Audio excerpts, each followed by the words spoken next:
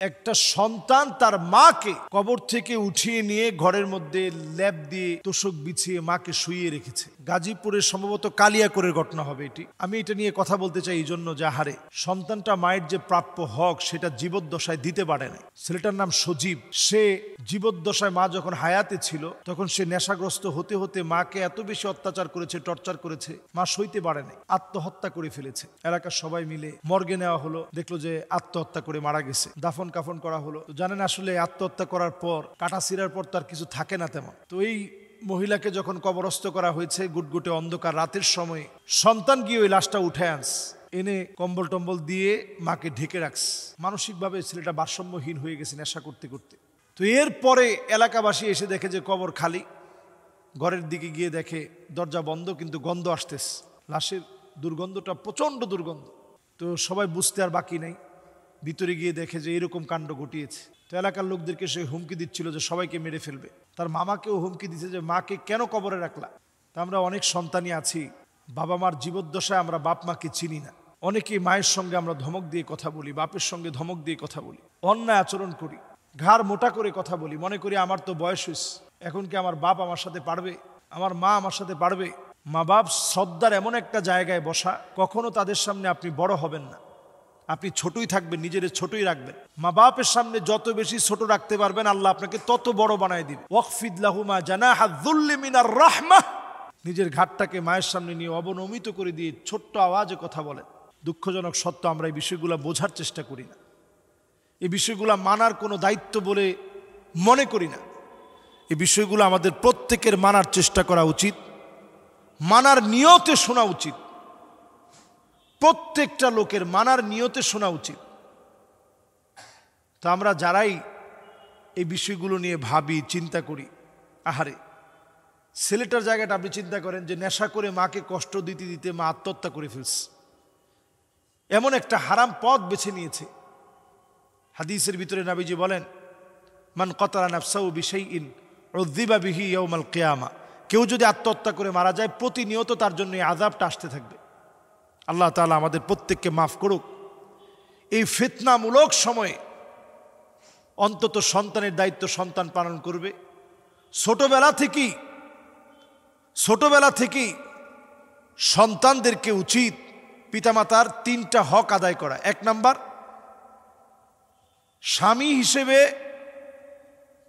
আপনি স্বামী হয়ে স্ত্রী হিসাবে যাকে বেছে নেবেন তিনি যেন নেককার হয়, এটা সন্তানের প্রথম পাওনা হক।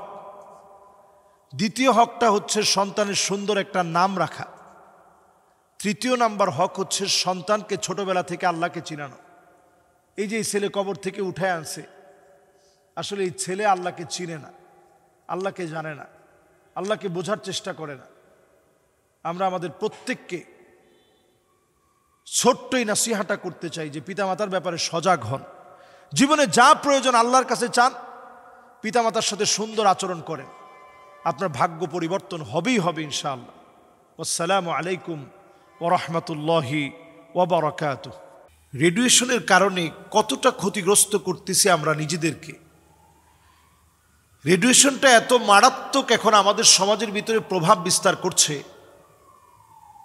যেমন ধরুন, এই যে আমরা কথা বলছি, এই মাইকগুলোর ভিতরে রেডিয়েশন আছে, যে ঘড়ি আমরা ব্যবহার করছি রেডিয়েশন রয়েছে, আমাদের ব্যবহৃত যে tab, laptop, switch, fan, micro oven, এমনকি আমাদের এসির রিমোট, টেলিভিশনের রিমোট কন্ট্রোল যে গাড়িগুলো রয়েছে, এই সব কিছুর ভিতরে একটা রেডিয়েশন আছে। এই রেডিয়েশনগুলোর কারণে প্রতিনিয়ত আমাদের ভিতরে ক্যান্সার বেড়ে যাচ্ছে। এবং কি পরিমাণ রেডিয়েশন রয়েছে, বর্তমান রেডিয়েশন একটা ডিটেক্টর আছে। এই রেডিয়েশন ডিটেক্টর দিয়ে যখন দেখা হচ্ছে যে একটা মোবাইলের ভিতরে রয়েছে প্রায় 2800 রেডিয়েশন বের হচ্ছে সেকেন্ডে। আপনার ঘড়ি থেকে 2200-2300 রেডিয়েশন বের হচ্ছে, সুইচ থেকে 300-400 রেডিয়েশন বের হচ্ছে, এসি থেকে বের হচ্ছে, মাইক্রো ওভেন থেকে বের হচ্ছে। এগুলো ভিডিও আকারে যদি আপনি সবগুলোকে একত্রিত করেন দাউ দাউ করা একটা আগুনের মতো হবে, প্রজ্বলিত আগুনের মতো দাউ দাউ করা শব্দে আপনি খালি চোখে এগুলো দেখা যায় না। যদি এগুলোকে আপনি একত্রিত করে সাউন্ড শুনেন আপনি ভয় পেয়ে যাবেন যে কি নিয়ে আমরা হাঁটতেছি। এই যে ধরেন একটা মাইক্রোফোন, এটার মধ্যে রেডিয়েশন রয়েছে এবং এই রেডিয়েশনগুলো প্রত্যেকটা সেকেন্ডে, ইকো সেকেন্ড, ন্যানো সেকেন্ডে আমাদের মস্তিষ্কের খুলির মধ্যে আঘাত করতেছে এবং খুলির ভিতরে আঘাত করে আমাদেরকে প্রতিনিয়ত ব্রেন ক্যান্সারের দিকে ধাবিত করছে। তো আমরা এখন দেখতে পাচ্ছি যে সারা ওয়ার্ল্ডের পরিসংখ্যান বলছে যে মানুষ প্রচুর ব্রেন ক্যান্সারে আক্রান্ত হচ্ছে, ব্রেন স্ট্রোক করতেছে, হার্ট অ্যাটাক বেড়ে গিয়েছে। এই প্রভাবগুলো হচ্ছে রেডিয়েশনের প্রভাবে এই রোগগুলো খুব দ্রুত ছড়িয়ে যাচ্ছে, যার আসলে কোনো অ্যান্সার নেই। এই যে এখন রেডিয়েশন এইভাবে ছড়িয়ে পড়ছে আমাদের শরীরে, এখন চিন্তা করেন আমাদের শরীর সেকেন্ডে মাত্র 300 রেডিয়েশন সহ্য করতে পারে। সেখানে আপনার একটা মোবাইলের মধ্যে 2800, হাতের ঘড়ির মধ্যে 2300, ট্যাবের মধ্যে 2900, সুইচ টুইচ মিলায়ে একটা ধাউ ধাউ করা প্রজ্বলিত আগুনের মতো একটা রেডিয়েশন আপনার দিকে আসতেছে। হয়তো অনেক সময় আপনি দূরে আছেন, এই জন্য শরীরে ইফেক্ট করতে পারতেছে না, তৎক্ষণাৎ সে হয়তো আপনাকে আক্রান্ত করতে পারছে না, কিন্তু এই রেডিয়েশনের কারণে আমাদের বাচ্চাদের কি পরিমাণ ক্ষতি হচ্ছে। এক সময়ের ছোটবেলা, ছেলেবেলা কার না ছিল, আমরা দৌড়াদৌড়ি করতাম, মার্বেল খেলতাম, ছোট্ট বাচ্চারা ওই দেখা যেত যে সুপারি গাছের যে খোলসটা আছে, এই খোলটা পড়ে গেলে এটার মধ্যে বসতো একজন, টানতো আরেকজন। এরপরে দেখা যেত সাইকেলের যে, আমাদের একটা সময় ছিল সাইকেলের যে বেয়ারিংগুলো রয়েছে এগুলো দিয়ে গাড়ি বানানো হতো। ডাংগুটি নামে একটা খেলা ছিল, একজন একটু বাড়ি দিয়ে উঁচা করে, এরপরে আরেকজন জোরে, যিনি বাড়ি দিয়ে উঁচা করছে উনি জোরে একটু বাড়ি দিতেন, এরপরে হাত দিয়ে গুনতেন, এরপর পরের জন প্রতিযোগী যিনি থাকতো তিনি বাড়ি দিয়ে আরেকটু দূরে নিতে পারলে তিনি জিততেন, পয়েন্ট যোগ হতো, 1 2 3 এভাবে পয়েন্ট যোগ হতো। এভাবে মস্তিষ্কের এক সময় সক্রিয় রাখার সমস্ত কর্মগুলো ছিল। এখন মস্তিষ্ক সক্রিয় থাকে শুধুমাত্র মোবাইলে। এই সক্রিয় রাখতে গিয়ে প্রতিনিয়ত দেখা যায় যে আমরা এই প্রযুক্তি নির্ভর হচ্ছি এবং এই প্রযুক্তি নির্ভর হওয়ার কারণে আমাদের সমাজটা এত কলুষিত হচ্ছে। ছোট ছোট বাচ্চাদের খুলির চামড়া পর্যন্ত পাতলা হয়, খুলির যে হাড় থাকে হাড় পাতলা হয়। আপনারা দেখবেন ছোট বাচ্চাদের এখানে টিক টিক টিক টিক করে নড়তে থাকে, তাদের মাথার হাড় পর্যন্ত পাতলা হয়, চামড়া পর্যন্ত পাতলা হয়। ওরা আমাদের চাইতে 10 গুণ বেশি ক্ষতিগ্রস্ত হয় এই রেডিয়েশনের কারণে। এখন আমরা এটা থেকে বাঁচবো কিভাবে? দেখেন এখানে একটা প্যাকেট আপনাদেরকে আমি দেখাচ্ছি, দেখুন একটা প্যাকেট আছে।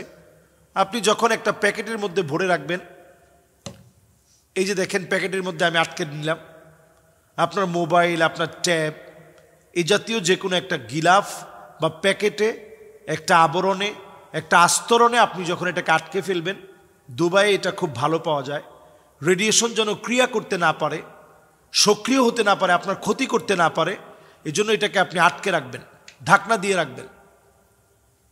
ঘুমানোর সময় নবীজি ঝেড়ে ঘুমাতেন, খাবারগুলোকে ঢাকনা দিয়ে রাখতেন।